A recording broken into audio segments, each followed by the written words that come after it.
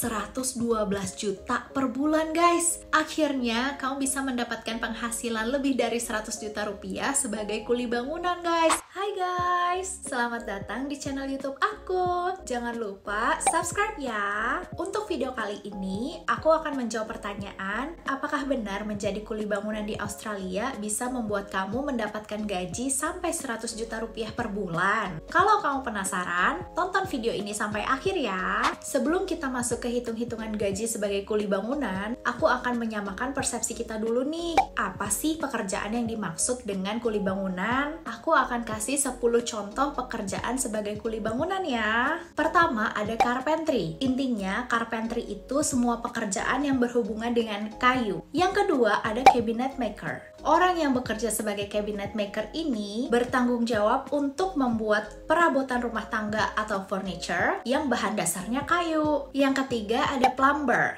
Plumber itu seseorang yang bertanggung jawab untuk memasang dan mengecek hal-hal yang berhubungan dengan pipa-pipa di rumah. Keempat ada builder. Builder ini bahasa gampangnya mandor ya guys. Kalian tahu kan mandor di Indonesia itu ngapain? Nah, itu dia builder. Kelima ada glazier. Glazier ini orang yang bertanggung jawab untuk melakukan segala hal yang berhubungan dengan cermin atau kaca. Keenam, ada roof tilers. Roof tilers itu bertugas untuk melakukan hal-hal yang berhubungan dengan atap. Ketujuh, ada concrete workers. Nah, kalau concrete workers ini orang yang bertugas untuk mengaduk semen dan semua hal yang berhubungan dengan semen. Yang kedelapan, ada painters. Tugas painters tentu saja mengecat rumah atau suatu bangunan guys. Yang kesembilan, ada wall and floor tilers. Nah, kalau ini tugasnya adalah memasang ubin atau keramik ke permukaan suatu bangunan atau ke tembok guys. Yang ke-10 ada bricklayers. Bricklayers memiliki tanggung jawab untuk menumpuk batu ke suatu bangunan. Nah, itu dia guys 10 pekerjaan yang bisa kita klasifikasikan sebagai kuli bangunan atau pekerjaan yang tugasnya membuat suatu bangunan. Untuk video kali ini aku akan fokusnya ke tilers dan juga ke bricklayers. Soalnya suamiku itu kerjanya di situ guys. Jadi ada pengalaman langsung nih dan aku tahu langsung dari orang yang bekerja di bidang itu. Satu hal yang perlu kalian tahu tentang Australia guys, semua pekerjaan di Australia itu dihargai, nggak ada pekerjaan yang dipandang sebelah mata dan hal ini bisa terlihat dari upah yang mereka dapatkan. Oke, sekarang kita masuk ke upah ya, alias gaji kuli bangunan, khususnya bricklayers. Tapi sebelum ngebahas gaji bricklayers, aku mau ngasih tahu dulu nih berapa sih upah minimum di Australia. Seperti di Indonesia guys, Australia juga punya upah minimum. Kalau di Indonesia, upah minimumnya itu kan bulanan ya. Rata-rata 3 juta sekian per bulan. Ada juga sih beberapa daerah yang 4 juta sekian. Pokoknya intinya 3-4 jutaan deh.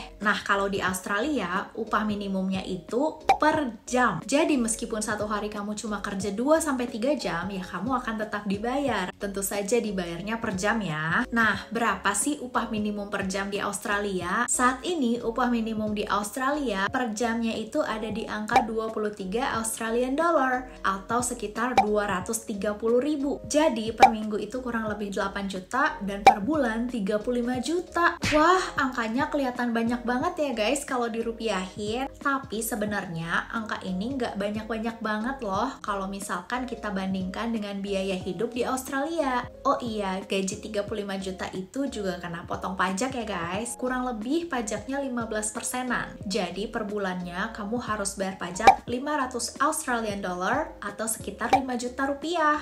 Ingat guys, angkanya terlihat banyak, tapi sebenarnya nggak banyak-banyak banget kalau dibandingkan dengan gaji yang didapat dan juga biaya hidup di sini. Oke, itu tadi kan upah minimum pekerja di sini ya. Selanjutnya, aku akan bahas tentang gaji kuli bangunan, khususnya bricklayer. BTW, aku akan sebut pekerjaan ini dengan nama labor worker ya. Nah, apakah labor worker mendapatkan gaji UMR? Jawabannya adalah tentu saja tidak. Labor worker gajinya itu di atas UMR guys. Jadi berapa sih gaji labor worker? Biasanya untuk bricklayer junior atau orang yang baru memulai pekerjaan bricklayer untuk pertama kalinya, rate bayaran mereka ada di $30 per jam, alias 300.000 per jam. Itu udah banyak banget ya guys. Tapi rata-rata bayaran bricklayer yang biasa aja, nggak junior tapi nggak senior juga, itu ada di angka $35 per jamnya. Nah, coba yuk kita hitung sama-sama, kalau $35 per jam, sebulan dapat berapa ya? Jadi, dengan $35 per jam, dalam satu hari kamu itu bisa dapat $280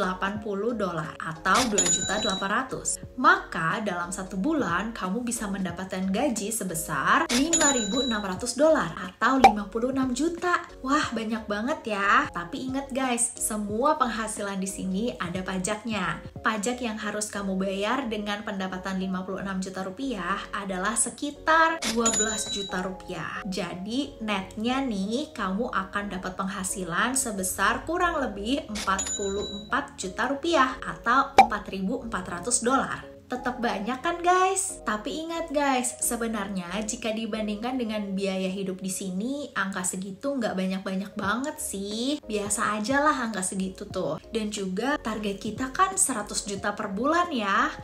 Gimana dong caranya supaya bisa dapat 100 juta per bulan dengan menjadi bricklayer? Caranya adalah dengan menjadi qualified bricklayer. Apa tuh qualified bricklayer? Seperti namanya, qualified bricklayer itu artinya adalah kamu seorang bricklayer yang qualified alias senior gitu deh. Nah, kalau kamu menjadi qualified bricklayer, maka upah kamu bisa mencapai $45 sampai $50 per jamnya guys. Wow, banyak banget ya. Tapi itu tergantung sama gimana kamu mempromosikan diri kamu dan menegosiasikan rate kamu kepada orang yang mempekerjakan kamu. Kita hitung-hitungan dulu yuk. Let's say kamu dapat $50 per jam nih. Kira-kira berapa nih pendapatan kamu per bulannya? Seperti biasa, aku sambil nyontek ya guys. Maka dalam satu hari, kamu bisa mendapatkan $400 atau 4 juta rupiah.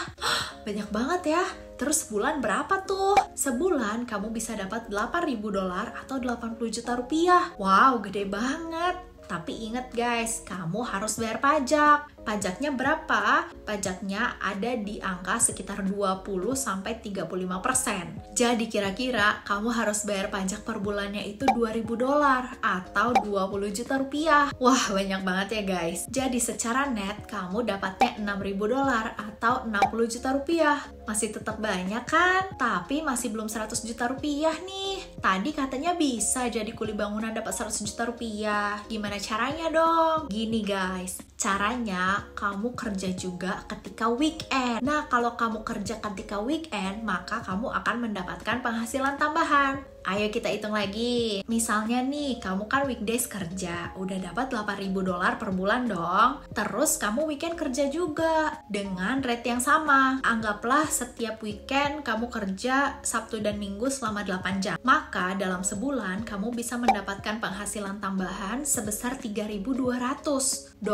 Atau jika dirupiahkan itu menjadi 32 juta. Coba kita tambahin dengan penghasilan weekdays kita. 8.000 plus $3.200 menjadi $11.200 alias 112 juta per bulan guys. Akhirnya kamu bisa mendapatkan penghasilan lebih dari 100 juta rupiah sebagai kuli bangunan guys. Tepatnya sebagai qualified bricklayer. Ingat guys, seperti yang aku selalu bilang, setiap penghasilan kita di Australia itu ada pajaknya dan kita harus bayar. Gak bisa tuh ngumpet-ngumpet kabur gak bayar pajak. Dengan penghasilan 112 juta rupiah per bulan, berapa sih pajak yang harus dibayar? Semakin besar penghasilan kita, maka pajak yang harus kita bayar pun semakin banyak guys. Dengan penghasilan $11.200, kamu harus membayar pajak kurang lebih $3.200 per bulan atau 32 juta guys. Mahal banget ya pajaknya. Oke guys, sekarang kamu udah tahu dong gimana sih caranya untuk mendapatkan penghasilan lebih dari 100 juta per bulan dengan bekerja sebagai kuli bangunan di Australia. Gimana guys, kamu tertarik nggak untuk menjadi kuli bangunan bangunan atau bricklayer di sini. Kalau kamu tertarik, aku jelasin beberapa hal yang berkaitan dengan bricklayer di sini ya. Jadi, untuk menjadi bricklayer itu, kamu nggak harus punya pengalaman kok. Seperti yang aku bilang tadi, junior bricklayer itu juga bisa mendapatkan kesempatan untuk bekerja, asalkan kamu mau belajar dan terus mengasah kemampuan kamu. Pekerjaan bricklayer itu bukan pekerjaan yang mudah ya guys, makanya mereka mau membayar kamu dengan harga yang tinggi, karena pekerjaannya itu sangat physically demanding. Kamu harus memiliki kondisi fisik yang kuat. Kalau suami aku dalam satu hari itu bisa menumbuk sebanyak 300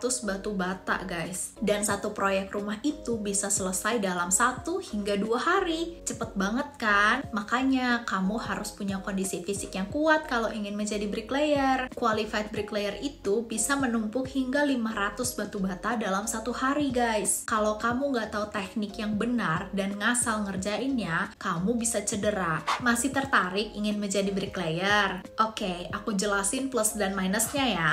Untuk plusnya, tentu saja penghasilannya besar guys. Apalagi kamu nggak perlu sekolah tinggi-tinggi untuk menjadi bricklayer. Yang penting kamu sudah memiliki pengalaman aja guys. Yang kedua, itu fleksibel. Misalkan kamu lagi nggak mood kerja nih, ya udah kamu nggak usah cari kerja, karena seringnya bricklayer itu tidak terikat dengan satu company, tapi biasanya itu hanya per project gitu loh guys. Jadi misalkan project satu udah selesai, kamu pengen istirahat, ya kamu bisa istirahat dulu, nggak akan ada yang maksa kamu untuk kerja. Lalu apa aja nih kekurangannya? Kekurangan yang pertama menurut aku itu jenjang karir guys, karena ketika kamu menjadi bricklayer yang nggak ada karirnya, kamu mau jadi apa lagi? Kamu hanya akan bisa menjadi bricklayer, paling kamu bisa menjadi qualified bricklayer. Tapi setelah menjadi qualified bricklayer, lalu selanjutnya apa? Udah mentok di situ doang. Ya kamu harus loncat ke karir lain jika ingin mendapatkan penghasilan yang lebih. Yang kedua, resiko cedera. Seperti yang aku bilang tadi, menjadi bricklayer itu artinya kamu harus memiliki kondisi fisik yang kuat. Kalau kondisi fisik kamu nggak kuat, kamu akan cepet banget capek, bahkan cedera. Karena dalam satu hari, kamu itu harus menumpuk ratusan batu bata guys. Kalau kamu lambat, bos kamu nggak akan nge-hire kamu untuk project selanjutnya. Makanya, kamu diharuskan untuk memberikan performa terbaik di dalam setiap pekerjaan kamu, karena nggak ada kontrak yang mengikat. Begitu bos kamu nggak suka dengan kinerja kamu, di project selanjutnya dia nggak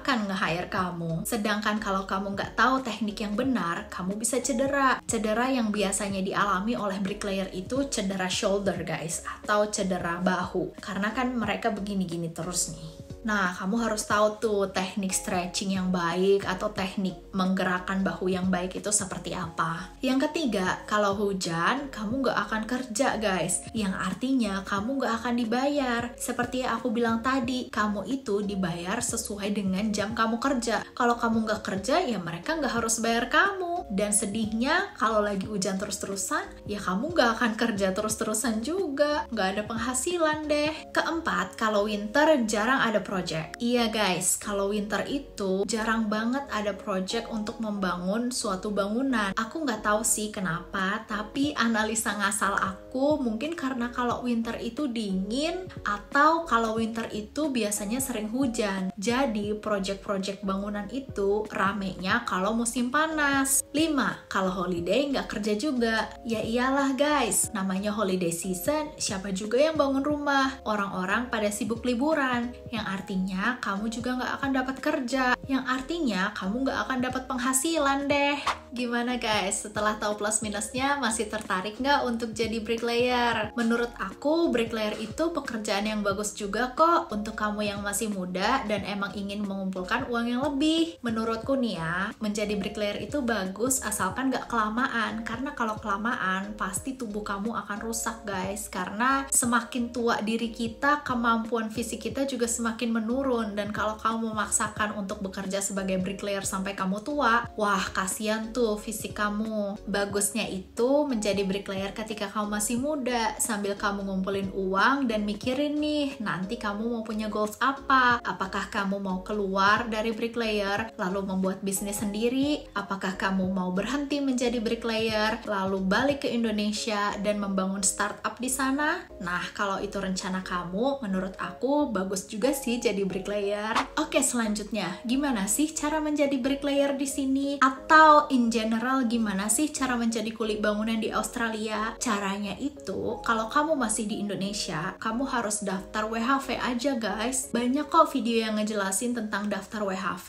Tapi kalau kamu udah punya visa WHV, maka kesempatan kamu untuk menjadi bricklayer atau menjadi kuli bangunan dengan tipe lain itu menjadi lebih besar. Lanjut, kalau kamu udah punya visa nih dan kamu tinggal di Australia, gimana caranya untuk menjadi kuli bangunan kalau kamu nggak punya pengalaman? Caranya itu, kamu cari di grup-grup Facebook, itu banyak banget lowongan-lowongan untuk menjadi labor worker guys. Bisa juga nih kalau kamu nggak pemalu dan kalau kamu emang gigih dan niat untuk mencari pekerjaan, misalnya kamu lagi ngelewatin proyek rumah yang lagi dikerjakan sama beberapa labor workers. Kamu tanya aja ke mereka, "Hai, ada pekerjaan nggak? Is there a room for me?" Kamu tawarin diri kamu dan kamu jelasin meskipun kamu nggak punya pengalaman sebelumnya, tapi kamu itu cepet banget untuk beradaptasi dan mempelajari hal baru. Kalau kamu pinter-pinter mempromosikan diri kamu, pasti banyak deh kesempatan terbuka untuk kamu. Oke guys, segitu dulu aja video aku untuk hari ini. Terima kasih udah nonton dan coba komen deh, kamu masih tertarik nggak untuk jadi kuli bangunan di Australia? Oh iya, jangan lupa untuk subscribe ya. Dadah!